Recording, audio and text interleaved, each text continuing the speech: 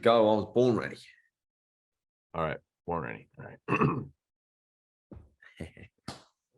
All right. We have Max Anstie joining us here on Vurbmoto. Max, you've been with Yariv and the Firepower team for about a year now. Talk a little bit about the transition from the team that you're on previously, moving over to Firepower Honda, acclimating yourself to the bike. Obviously, you raced some 450 rounds late last year, and then since then, it's been 250 time all the time. Yeah. So I don't know. It's been good. Like Yariv and Marty Davalos, we get on really well. It's Yariv being from Australia, it seems to click quite well with me being British. And then Marty just obviously having the experience that he has of racing and even racing him. Like, it's weird. I was talking to him about it yesterday. Actually. We raced each other for a few rounds of Supercross in his last couple of seasons on the 450. And I remember he never spoke to me. I never did anything. He was always like so super serious. And now he's quite funny to work with. I really enjoy working with him, and he's got a lot of knowledge. So the transition was easy, you know. I mean, to be fair, so I was on a team. I was on I was on what was it, 2022. I was on Rocky Mountain, the KTM team, and then a few rounds into Supercross, or halfway through Supercross, things went a little pear-shaped and went a little sideways, and I was left scratching my head thinking, right, what am I going to do now?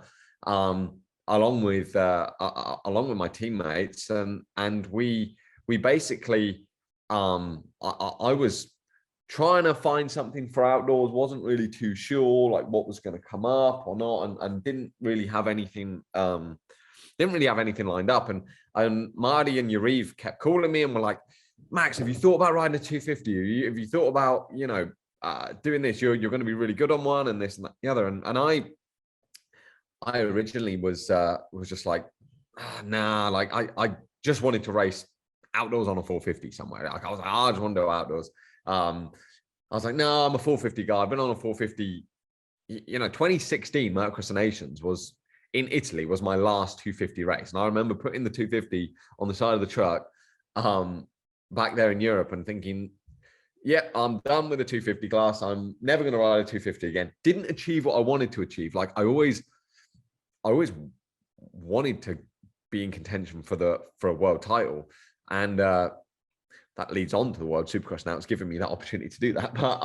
But like I never achieved what I wanted to achieve on the 250. Thought that I would never ride a 250 again, and then this opportunity came up, and I was you know sat at the house in Tampa actually, and I was talking to my wife, and I was like, man, I don't really know what to do. I'm kind of waiting around. I'm in limbo. It's the worst thing when you're a racer and you don't really have a job, you don't really know what you're doing.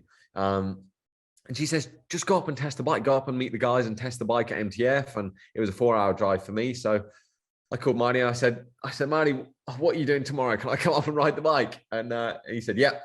I came up, and the biggest thing for me was I really liked and saw the potential of the people that I was working with. I think me being a little older, that's something very important to me, and that I've realized is the biggest factor for me, really. That's more important, having a good group of people that I click with, and also I could see the potential of those guys really wanting to put the work in to be a competitive team and on a competitive bike.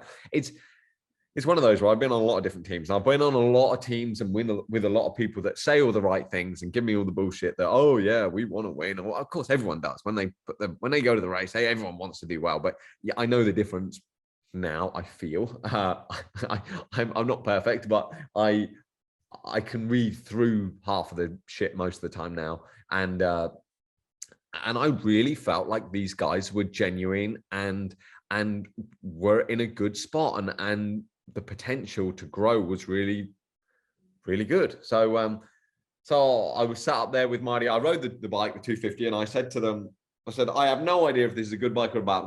They were like, oh, what's the bike like? Do you think it's good? And I was like, mate, I haven't ridden a 250 in years. I have no idea. I literally, you could give me a turd or it could be the fastest bike. I've got no idea.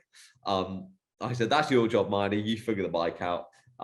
Because I'm not a 250 guy. I've raced a 450, and the last time I raced 250 Supercross was 2010. I was 16, just Right. 16. And it's like, man, I've gone back to Europe, raced GPs, ridden a 450, raced outdoors, and then came back and raced half of 2 seasons, half of the end part of the season on the Suzuki with HGP in 2021, and then the beginning part of the season with on a KTM in 2022. So I said, I don't really know what a good bike is on a 250 because I've not ridden one. The last one you were on was carbureted, probably. Yeah, exactly. I mean, it's been a while. So then Yariv and Marty were all together, and we were like, right, what can we? They said to me, what can we do to make this work? And I said, well, I've done 6 races or something this year in 2022. I said, can we go and do a few outdoors? You've never done outdoors before as a team. I said, give me a 450, give me 4 weeks. Let's test and develop a 450 for outdoors. I want to see how the team works. Let's see how we all get along. See if we can put something together fast to be competitive and put ourselves under pressure, race, and see if we all like each other. We might hate each other after it. So yeah, a little test drive.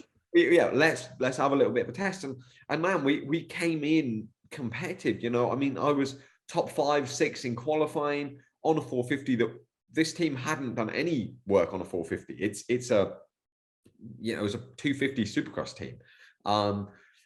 So we were competitive, went 5-5 at Southwick. Okay, we had a few little teething issues, but I saw the potential was there, and I was like, man, if we actually really put our heads together to do outdoors, fuck, we could go and be competitive in outdoors too. But that's not what I came to America for. I came to America to race Supercross. That's the dream. The American dream is Supercross. I had enough years of racing outdoors doing MXGP, and to me that is the world championship. I came to America to race Supercross. So with them, the deal was to do World Supercross and Australian Supercross, and then US Supercross, whichever coast we decided, and we just got to work on the 250, and between Marty and the engine guys at the workshop, they really put in some work and worked hard with the bike to allow me to, throughout World Supercross, I got second in the pilot season, which was good for me because there was a lot of new things being thrown at me. We really figured the bike out and got the chassis working, the suspension, like working with Factory Connection was brilliant. Mike Case, my guy's there, he's a magic man, and but it takes race time and a lot of laps to really know your bike. So doing that, then the Australian Supercross Championship, I won the Australian Supercross Championship, which was cool to win a championship. Actually, when I look back, I think, fuck, I haven't really won any championships. So for me to have a red plate, I'm looking at it right now, to have a red plate, to have the number 1 plate at the end of the season was cool. And to have Justin Brayton as a teammate, I learned a lot from him.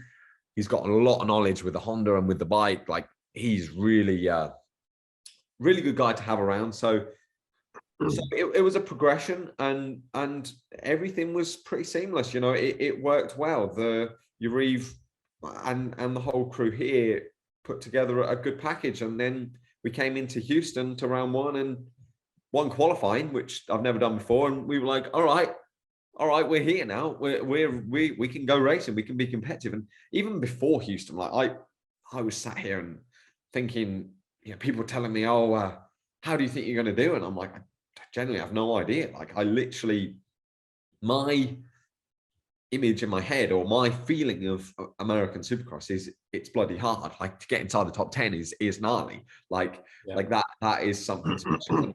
And to be able to go into there and come out with a second place with a podium was great for the team, for myself, and since then the team haven't stopped. It's been a whirlwind of 6 weeks because we had 6 races in 7 weeks, and it's been it's gone from 0 to 100. Like, we had no expectations. I didn't even get invited to do the media pictures and all that for the TV and stuff, because they That's probably pretty thought I was never awesome. going to be on TV. And it's like, after round one, it just ramped up with everything that was going on. And even the team were coming at me, throwing new things at me, like, Max, we think we can make the bike even better. The bike's like, this is just our base bike. We've got this, we've got this, we've got this. And it got a lot. But, you know, out of 6 races, we've had 5 top 5s and 3 podiums. And we've had one that's a typical 250 Supercross where I've crashed my brains out in the pack with someone that's doing something sketchy, and it's like, wow, it's actually, I don't know, it's fun. Like, I'm enjoying it. Even that was fun. Like, I don't know, when I watch 250 Supercross, that's you know, there's always some sort of carnage that's going on. So I don't know, we've had a good transition so far, and the team's been great, and I think we're in a good spot. We're already talking about testing and developing, and, you know, how we can even progress further. I've been testing the last few days, and all that translates through the next 4 rounds of the AMA Supercross, that the next 4 rounds, the last 4 rounds that we've got, and then translates into World Supercross, which starts in July. So it's, I don't know, I think I'm in a good spot, and I think coming into World Supercross, I think I'm going to be in a really good spot to try and go for that championship. Certainly, it seems like World Supercross has sort of breathed some life into your career, giving you something else to sort of strive after. And we spoke a little bit off air, given the fact that you spent the better part of over a decade racing specifically outdoors, preparing for outdoors, testing a bike for outdoors. Maybe one of the more unlikely Supercross only guys, but you've really taken to it. Maybe it's like the maturity of a racer that's like past the age of 25. Like, it's someone who has a lot of experience. Maybe you're more of a thinking man's racer than just a kid who pins it, which is maybe like goes against the narrative that's sort of talked about in the 250 class. But it's like, obviously you've still got speed, and you can make it up for it in other ways while racing with racecraft as well. Yeah, it's one of those where I raced and trained a lot on Supercross since I was, well, when I first came to America, 2000, end of 2007, the first time. 2008, I raced amateur. 2009, I did the outdoors. But that whole period, I was being able to test and train and ride Supercross at the KTM track back in the day, and I was around great people that taught me a lot of things. I mean, Brayton was on the NDK team back then. I mean, Mike Sleater was the one who taught me how to seat bounce. That's hilarious. And you know, I was always able to watch those guys, but then I would always either ride before them or after them on a 125. And then when I got in the B class, it was like schoolboy 250 class. Like, I was able to do that. Then 2010, I raced Supercross in the States for Star. And it's weird when you're 14, 15, 16, it's like that was when I was like a sponge. I mean, I'm still a sponge, but like, I really had a feel for Supercross. And the next 10 years, or however many years it's been, I don't even know, since 2011 to 2019, so 8 years or whatever, till I came back to America to 2020. So yeah, 8-9 years. It's weird. Like, I would be racing outdoors, but my head, or I'd be driving a car and my head would be going through a set of whoops, or like I'd be going through a set of like a rhythm section or something. It was always and I always had a Supercross track back at home in England. Like, I had one built, not to the spec of US, but I had whoops, I had rhythm sections, and I would always find myself playing around on the Supercross track. And it's one of those where I'd always, that was always what I felt like I was made to do. And from a kid, I'd always liked to jump and like to do the Supercross stuff. And that was something that I think, yeah, even from being little, I raced the British Supercross back in the day. Like, I know it's not the same as, but I was always used to the arenas, like used to doing Bercy, you know, things on an 85. And so the transition was easy for me. And then And then like I've spoke about this before, but like me being a Supercross only guy, yes, being a little bit older, you can never say never. Like, will I ever race outdoors again? But for me, I feel like I've won the Motocross of Nations in 2017. Like, No big deal. unless I'm gonna go and like try to win a world title, I need to be on like a factory Honda or whatever to do that. I'm like, I don't, not that I don't like outdoors, because I love motocross. Motocross is great, but when you read, I don't know. It's kind of a different way of looking at it. I've got a family now, but when Reeve gives me the contract and it's like, you can get this amount of money, you can get, 20 grand or whatever it is, or you can get a lot of money, bonus money, racing Supercross, World Supercross, Australia Supercross, Supercross in the US. It's like, well, hold on, I'd be stupid not to do this. I never used to race for money. It's not, I was always just about, I want to win. But I tell you what, when you get a little older, the money starts looking quite nice. And for me, I love Supercross. So it's like, hold on, this goes hand in hand. And I've said this before, and I know it blew up because everyone loved it when I was talking about it in the press conference. And I don't want it to get taken the wrong way of, like, if you're a factory rider, you still get paid a lot to do outdoors. Don't get me wrong, because that is the US manufacturers. But for me, racing outdoors, it's like, there's how hard it was to get 5.5 at Southwick, to pass Roxon. I passed Roxon in one race. I passed Anderson. Like, the amount of effort, the amount of 30-minute motos, it was gnarly. And I came away with basically nothing. Whereas with Supercross, I can put in the same amount of effort, really focus on one skill specifically. I'm not riding outdoors in this break because I don't need to ride outdoors. I genuinely couldn't care less if I never ride an outdoor track again. I mean, I probably will when I'm retired and just want to have a bit of fun, but I love Supercross. And for me, I want to focus on that skill, be the best that I can be in Supercross. And for me, going to race the US Supercross is something special, being competitive in that.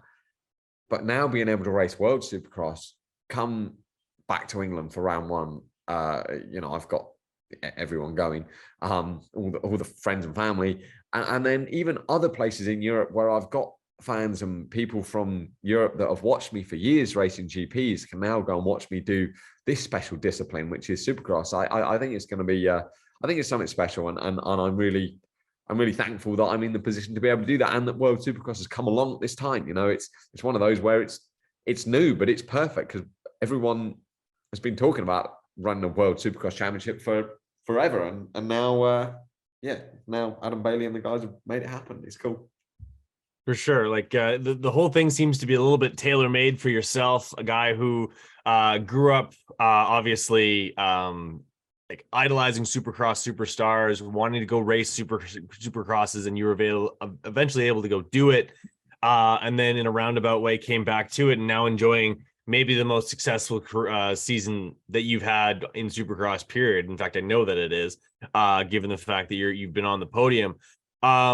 You know what it's like to grow up to not have a Supercross in your own backyard. The whole idea of World Supercross must hit home for you quite a bit, especially with a little bit of icing on top, given the fact that the opening round happens to be in your own backyard.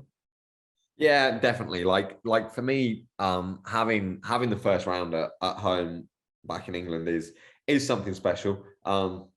It definitely adds a bit of pressure. I mean, but it's so cool because, like, my mom, my friends, all that. When I moved to America, they all said to me and felt like I was so far away. But now it's like I get to race once a year back at home, and it's. I mean, when I raced GPs, it was only once a year. There was one GP a year, and the rest of the time I was in Europe or wherever. So, so for me, that's pretty special. And yeah, I think for the biggest thing I think that's going to be really cool, and I want to try to help the kids. I don't know whether it, just being able to show the kids and the up and coming riders, the next generation, what Supercross is all about. Still when you're a kid, you watch Supercross. Supercross is something special, but it feels so far away. And I know how that felt when I was little. Coming to America felt like, like it felt impossible. I mean, I was lucky enough that the path that I've been on has got me to here. But when you're a kid sat in England in the rain and you're like, I don't know how I'm ever going to get to there, being able to showcase the World Supercross, Supercross in the UK and places around Europe, I think is gonna inspire a lot of kids, and also, hopefully, I don't know, hopefully people can start building a few more Supercross tracks, or the kids are going to be, more interested in doing Supercross, making that more of a priority than just riding around in the mud in a muddy field. So I don't know. I think it's cool, and I think every kid's dream that rides a dirt bike wants to race Supercross. And at the end of the day, half the time it doesn't happen because they don't have the opportunities to do that. And I think now World Supercross might open up some doors for that for the next generation. I think you just hit the nail on the head talking about how having a race in a far off land, whether it's Brazil or Germany, or I think they're going Southeast Asia, or even honestly, even in the area of Canada that it's going to, it may not be a huge number right off the hop, but you inspire 10 people to go out there and buy themselves a motorcycle or motocross bike, and get interested in Supercross, start building tracks, start building an association. You come back there the next year and that adds another 10, 15 people. And then that's how the things start to snowball. Like locally here, I didn't hear about like motocross until we heard about, there was a Canadian national that had a radio ad. My dad took me down there and we've been hooked ever since. We were full lock, stock, and barrel into hockey until motocross came along and stole my heart. So yeah, you're preaching to the choir, man. Like having that opportunity to see the best in the world do their thing, and for you to be someone who's going to be like a basic kind of a linchpin into being able to do that for people, that's going to be a really rewarding experience for you, especially now, obviously. Like, by no means, you're not old, by the way. 29, you're not old at all. You're still a kid, but also with the maturity to be aware of it and sort of present in that moment is also pretty cool for you. Yeah, no, definitely. And I think I said to you earlier that I feel like every day I'm trying to be better than what I was yesterday, and every year I'm getting better. I by no means feel like I'm old. I feel like Supercross has given me a whole new lease of life. I feel like I'm a kid, like every day trying to go through a rhythm section better or figure something out. Like it's great fun, and my body feels good. Touch wood, I've been pretty solid with that, and I'm able to keep progressing. And you see guys like Eli, like Tomac, and the older guys now, that it is there's a bit of a change in the way that things are happening. Like, it used to always be, I mean, guys were retired by 26 or whatever it was, and it's like, man, I don't even feel like I'm at my best. Like, I feel like I'm getting better and better all the time. And spending time with Brayton, with JB, that was really eye-opening, because he was 38 and I mean, he's still going to race World Supercross and Australian Supercross again. And I'm like, man, he's so fast and still super sharp with everything. It's like, man, you look after yourself, you look after your body, and you can only get better and get better. And so yeah, I feel like it's I feel like everything in life is preparation for the future, and I wouldn't change anything, like everything that I've been through, because it has made me calmer and more experienced in the pack of the hustle and bustle, what's going on in a race. Yeah. But also just having a little one now, like my little guy, he's one. You are more, I try to be more present, more more stable in the way, if you have a bad race, it's not, you don't go off a cliff. It's like, and you have a great race, it's brilliant, but it's like, man, I'm just happy to enjoy the moment. I'm enjoying the race, Perspective. not necessarily the result. I mean, I enjoy the result too, but it's like I enjoy the process of every day, and being able to do what I love is.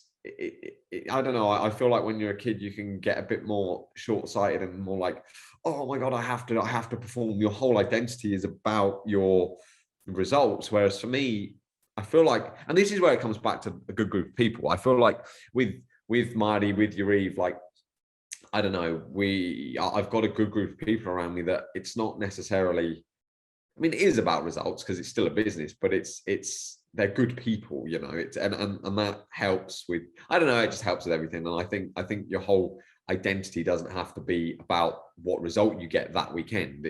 It's more of a whole. So I don't know. Yeah, like you said, trying to be a bit more present is something you can't teach that to someone younger. That just kind of comes as you get a little bit older, I feel. Yeah, no, I'm sure you just sort of just roll your eyes, shake your head, and say to all the kids that you're racing with on weekends, like, you'll get it one day, Yeah. and they will. The schedule coming up this year for World Supercross, a lot of cool events, a lot of obviously we already mentioned work, like getting to ride in your own backyard. I can't even imagine how many people hit you up for tickets. Probably just turn your phone off a week prior to. But which race aside from your home GP are you most looking forward to, and why is it Canada? Oh, Canada is going to be cool. Oh yeah, Canada is going to be cool. I am looking forward to Canada, really, because go to Whistler. I watched a Canucks Come a game. couple of days early, go to Whistler. Yeah, like I said, my wife's sister and husband live there, and they're always snowboarding up there. And we had a vacation a couple of years ago. Went to Banff, went all around, watched the Canucks game. Canada's a special place. Definitely pretty cool. So I'm excited for that one. I don't know. I think they're all going to be cool. Melbourne surprised me. Melbourne surprised me last year when we went. That was my first time. Melbourne's a cool race. Like, the fans are really cool there as well. The stadium's huge. Like, it's a legit big proper place. That's pretty cool. I think Asia's going to be. I think Asia's going to be good because I just think the dynamic of people and the fans there. I don't know. I think each place has got its own.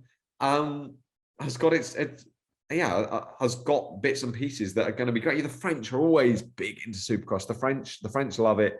You know, they have their own international races every now and again of Supercross. So the even Germany. You know, I used to live not that far from Dusseldorf when I lived in Belgium racing GP. Right. So, you know, I mean, I've spent time around there too. So it's each place is something special. I don't know what one I'm more looking forward to. Probably the last round when when we can try and be in contention for this championship and be going racing for you know, head to head for the last bit. But I don't know. Each round's going to be pretty cool. Certainly. No, there's going to be a lot of great racing and a lot of great venues along the way. I, of course, a bit of a homer. That's one that's near and dear to my heart, also near and dear to where I currently live. So I'm looking forward to it, but the racing will be good no matter what. Racing at 250 in Supercross. You're on the West Coast now. This must be early for you. No, I actually live, believe it or not, I live 8 hours north of Millville. And yes, there is something 8 hours north of Millville. So I'm dead smack in the middle of the country. Oh, okay. So I'm on Central Time. So that's an hour back from. Yeah, I'm only. It's 8:50 here. Oh, okay, all right. It's not too. I was gonna say. I was like, man, that must have been early if you're on Vancouver time. If I'm on Pacific time, we would have started the call at 5 a.m. Yeah, exactly. Yeah, no, that wasn't happening. Yeah. But no, yeah, I'm the vastness that is Canada. Like I grew up skiing, and we would drive like 12 hours to go compete at the Alberta provincials and stuff like that. It was ludicrous. Yeah. You get a scope of just how big this country is. It's like literally I'm smack dab in the middle. It's about 30 hours coast to coast, either direction. That's cool. Yeah. Yeah, same country, no passport needed. Different cultures, but no different. We're all Yeah. Canadian, I suppose. What needs to happen for you to be able to finish the 2023 World Supercross Championship with your head held high, saying that you were able to fulfill your potential? Championship? But yeah, a championship would be nice. I mean, at the end of the day, like, yeah, I want to win the championship. I want to be a British World Supercross Championship. I always wanted to be a world champion. That was always a dream when I was a kid. Now this championship's come up. I feel like it's made for me. And racing Supercross. I yeah, of course. But I'm also old enough, and I know enough now that anything can happen.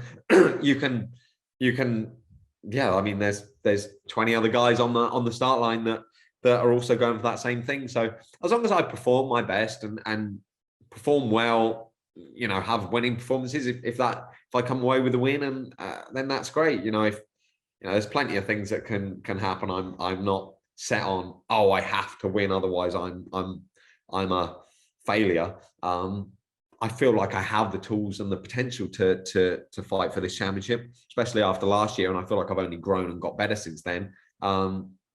So yeah, we will see. But I think a championship would be very nice. Yes.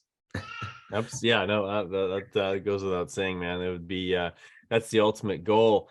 How guilty are you of? We talked about this off air. Is like sort of believing the press clippings, falling victim to the narrative that is like, oh, being 29 is too old to be in the 250F 250 class or Supercross, or you can't come back to Supercross at an older age, or like for those who might say Max Anstie wasn't a championship contender for this 250 series. Like I think even yourself rolling into this particular season in Monster Energy Supercross, you might have even sort of downplayed yourself and doubted yourself more than you probably should have, given the fact that now that there's some results out there, you're right in there. Yeah, exactly. I mean, I was second in the championship right up until the last race, right? DNF. So yes, it's I mean, let's face it. I'm on a privateer on the team. It's not like I'm supposed to beat HRC. I'm not supposed to beat Star Yamaha or Pro Circuit or whatever. But you have been now created a package, and the team have created a package that we are being taken seriously. And I do think we can be even better than what we were. And we're on the same playing field. So so that's definitely cool. And like I said about spending time with Brayton, with JB, like that kind of opened my eyes that, okay, you're not running out of time. It's not, I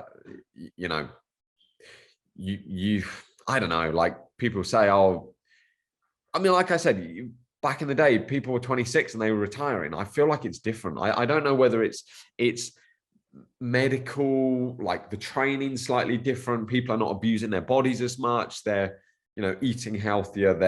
They're training more. I don't know what it was like back in the day. Of course, the top guys were very professional with that, but I feel like it gives it longevity. And everyone talks about being burnt out or being on the grind for too long. But for me, I feel like I'm a kid again doing this Supercross. Like I feel like I'm trying to just learn every day and make progress, and that keeps me young. I'm loving it. You don't have to live by the rules of what people tell you. At the end of the day, yeah, like everyone, the normal is come to America when you're a kid, 16, 17, 18, and just stay in America. And if you go back, you're not going to make it. And look, I've done it completely different. And to be honest, I really feel like I'm going to be really good in this 250 class now in the next couple of years. I'm not going anywhere.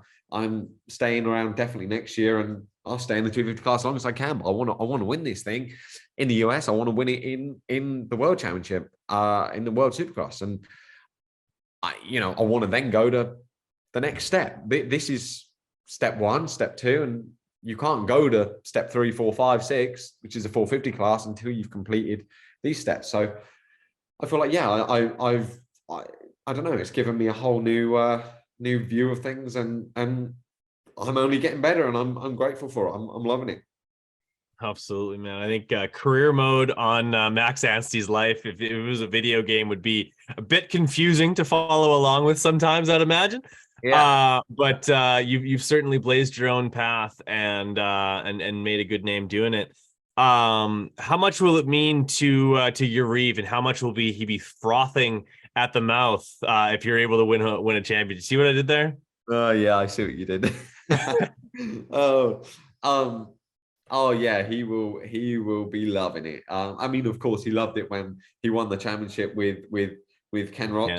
Roxon this last year. You know, that was something extremely special, and yeah, no, I'd love to bring home a championship for him, and the passion that he's got, and the whole team going, you know, back to Australia, to the US side of things. You know, we've got the US and the Australian side of things coming together. You know, everyone's really working hard, and yeah, it would definitely be the icing on the cake for the guys. But yeah, Yuriv would definitely be loving it. I love it.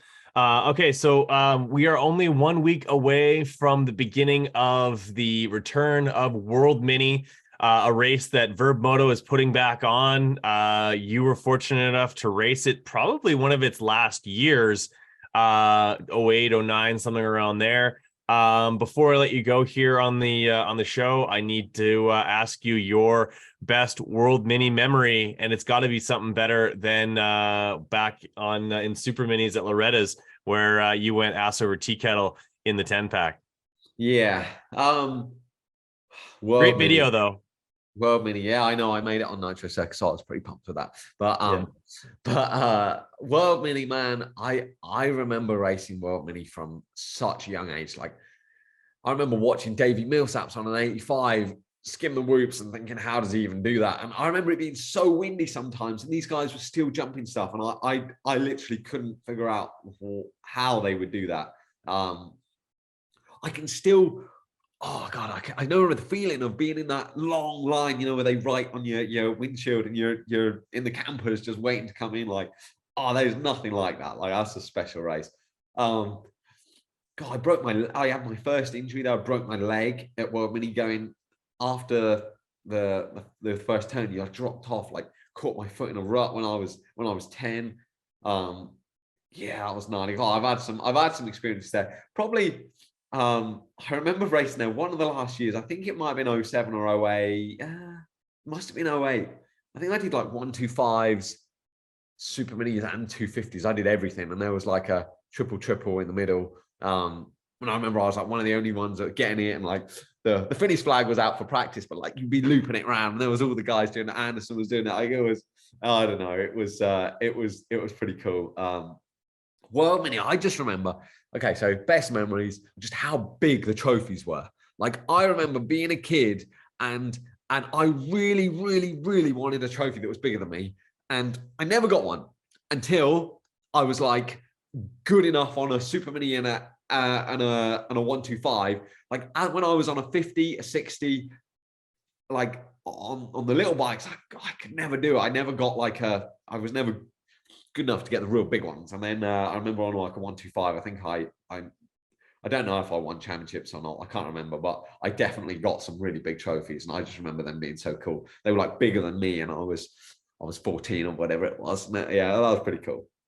I love that whole idea of the fact that, like, when as we're kids, like, I'm a few years older than you, but yeah, looking through the magazines and you see like Travis Pastrana or James Stewart with like trophies that are like bigger than them, and you're like, that is the epitome of cool. And then you get older and realize that trophy was like $12. Yeah, exactly. I know, it's always the way. Me, like, you really want to be in a video game. It's the same thing. Like, I really want a big trophy. By the time you get a big trophy, it's like, it's not that cool anymore. When you want to be in a video game, you're like, oh my god, I wish I was in a video game. Like, when you're young. Now I'm in the Supercross video game every year. I'm like, oh yeah, it's cool, but it's not like I'm not sat there playing it the whole time. You know what I mean? Like, I'm not sat at home playing myself wide open. I'm like, it's crazy how that works out. If Max Anstie was in Reflex, perhaps, then you would have been a little bit more pumped. I make Superfly or whatever. Hell, dude, Superfly was the first video game I ever had, and I had to put on a PlayStation 2, and my dad refused to buy me a memory card. So every time I turned the console off, It just erased everything. Oh, back to square one. No incentive to keep playing. Thanks, Dad. Appreciate it. I got a memory card now, asshole. So, so take that. Awesome, Max. Well, this has been so much fun. I appreciate you taking the time to talk with me today. And yeah, wish you the best of luck in the championship. no worries. Cheers, mate. And I will see you in Vancouver, maybe. I will definitely be there.